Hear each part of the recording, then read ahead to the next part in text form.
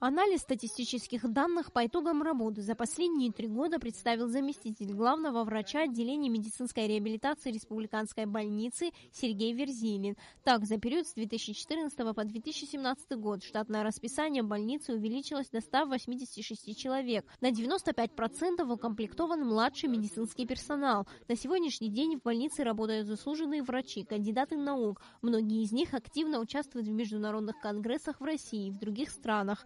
Сергей Верзилин подробно рассказал о том, насколько сегодня укомплектовано медицинское учреждение не только персоналом, но и оборудованием. Имеется положительная динамика в обеспечении населения республики и врачебными кадрами, и доступностью госпитализации в отделение нашей больницы.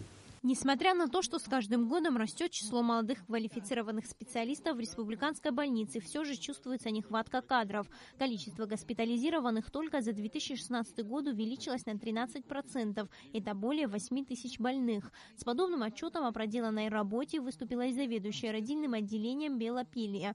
На сегодняшний день в Сухумском роддоме 5 отделений, где работают высококвалифицированные врачи. Родильный дом оснащен новой современной аппаратурой для более качественной современной помощи беременным и их детям. Также здесь налажена работа кардиографического исследования. Отрадно отметить, что за последние 9 лет не было зафиксировано ни одного случая летального исхода рожениц во время родов. Тем не менее, только за последний год было более 5 случаев детской смертности.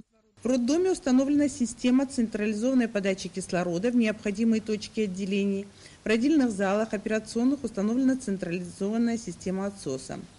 Но в настоящее время в палате интенсивной терапии новорожденных требуется перенос системы подачи кислорода в другие помещения, так как имеющиеся помещения не соответствуют требованиям. Белопилья отметила тот факт, что с каждым годом увеличивается количество беременных женщин, обращающихся за медицинскими услугами в учреждения вне Абхазии. Вице-президент Виталий Габня, принявший участие в заседании, выразил обеспокоенность по поводу сложившейся тенденции. Он отметил, что этот факт связан с отсутствием необходимого медицинского оборудования и специалистов в нашей стране.